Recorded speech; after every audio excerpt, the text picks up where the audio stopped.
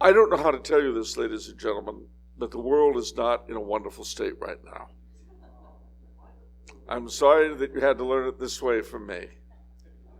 But I would invite you for a moment to use your imaginations, because we're going to use them a lot this evening. This is October. Halloween is coming up. You can't escape it, especially if you go to CVS and stores like that. Here in New England, of course, it is the October country par excellence. It yet oddly reflects the medieval world that our ancestors lived in. Now that's strange, but of all the parts of the United States, here you could get some idea of the kind of places they lived in. Now, what do I mean by that? Well, I don't mean Boston and Hartford, no. But right around this area and throughout New England, in the rural areas, what do you find? You find little villages centered on a church and a common, just like they were for centuries in England, except it's a congregational church or Unitarian church or both.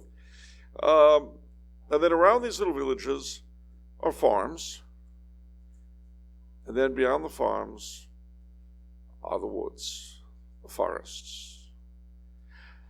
And except that they were an awful lot bigger and more trackless, that's the kind of world most of our ancestors lived in Europe. It had a strong effect on the faith. It had a strong effect on folklore. It had a strong effect on literature, on culture. The forest became an image in the European mind, partly a beneficial one. You got wood from the forest, you got all sorts of food from the forest, but it was also mysterious, the realm of elves and goblins and Lord knows what, and a place where robbers might live. Sherwood Forest. There's another place in England called Needwood Forest, but I assure you it does have trees. I don't know why they call it Needwood. It doesn't seem to.